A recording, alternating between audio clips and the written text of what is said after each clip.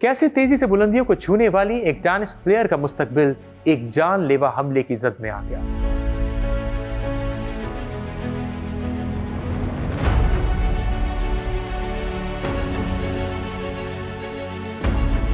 You are watching Crazy Sports Chronicles and this is Raja Hamza.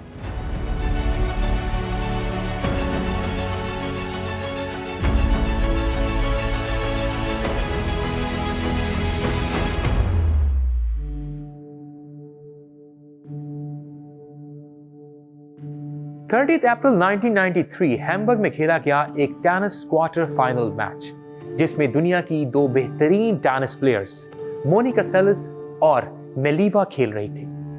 Monika सेलेस इंतहाई कम उम्र में अपनी बेहतरीन सलाहियतों और अपनी बेहतरीन परफॉर्मेंस से बहुत से मैच जीत चुकी थी और मोनिका सेलेस के चर्चे तब होने लगे जब उन्होंने स्टेफी ग्राफ को शिकस्त दी, जो कि उस वक्त की टेनिस की सबसे बेहतरीन प्लेयर थी। 16 साल कम उम्र इस अमेरिकन प्लेयर ने स्टेफी ग्राफ को हराने के बाद पूरी दुनिया की नजरें अपने पर जमा ली थी। खेल शुरू हुआ और मोनिका अपनी रिवायत बरकरार रखते हुए बेहतरीन खेल का मुजाहिरा कर रही थी। 2 सेट मुकम्मल हुए और वाटर ब्रेक अनाउंस हुई।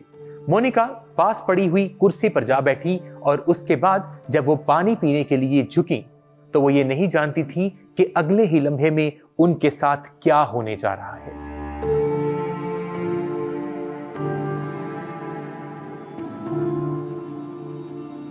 उनके झुकते ही एक मुश्तिल हमला आवर गंटर पार्चे ने चाकू से उनकी कमर पर वार किया और मोनिका चिल्लाई, जिसके बाद मोनिका वहीं पर गिर गई और शायकीन में एक भगदड़ मच गई। मौका देखते ही हमला आवर ने वहां से भागने की कोशिश की, जिसको तमाशाइयों की मदद से सिक्योरिटी और मैनेजमेंट ने नाकाम बना दिया और हमला आवर को उसी वक्त गिरफ्तार कर लिया गया।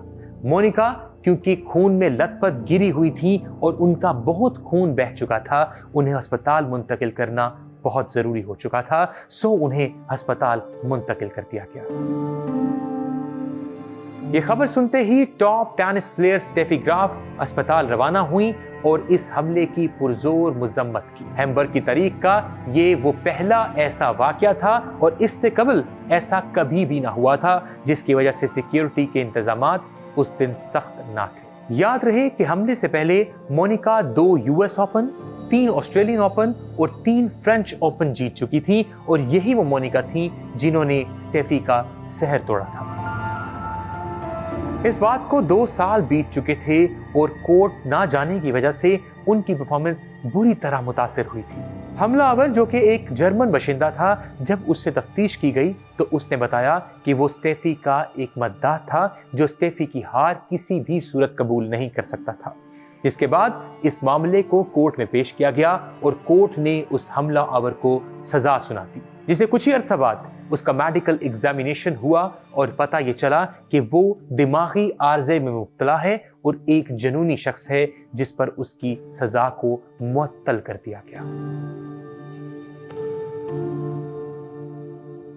2 साल के बाद मोनिका दोबारा मैदान में उतरी और 1996 में उन्होंने अपना चौथा ऑस्ट्रेलियन ओपन जीता, लेकिन उसके बाद उन्हें इस बात का एहसास हुआ कि उनके रिफ्लेक्सेस उस तरह से काम नहीं कर रहे, जो कि उनकी परफॉर्मेंस को बुरी तरह मुतासिर भी कर रहे हैं। और इस चौथे ऑस्ट्रेलियन ओपन मैच जीतने के बाद वो कोई भी कामयाबी ना समेट सकी थी, जिसके बाद वो मुसलसल डिप्रेशन और बहुत सी बीमारियों का शिकार होती चली जा रही थी। मोनिका का मुसलसल बीमार रहना और परफॉर्मेंस ना देना उनको मजीद डिप्रेशन में ले जा रहा था, जिसके बाद 2003 में उन्होंने रिटायरमेंट का ऐलान कर दिया, जिसके कुछ अर्सा बाद वो दोबारा 2009 में खेलने के लिए मैदान में उतरी, लेकिन दोबारा से उन्होंने मुकम्मल तौर पर अपनी रिटायरमेंट का बाकायदा ऐलान कर दिया।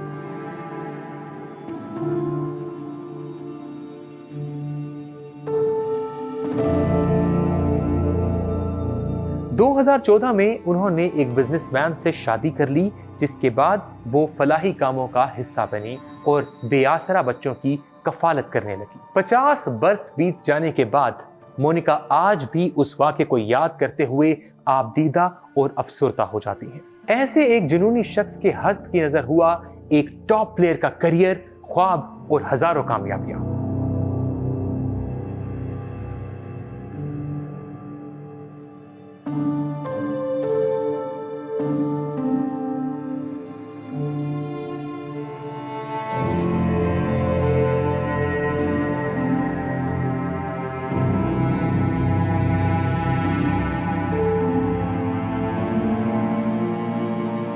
आज के एपिसोड में इतना ही। मुलाकात होगी अगले एपिसोड में एक नई स्टोरी या फिर एक नई कंट्रोवर्सी के साथ। अपने मेजबान राजा हमजा को दीजिए इजाजत।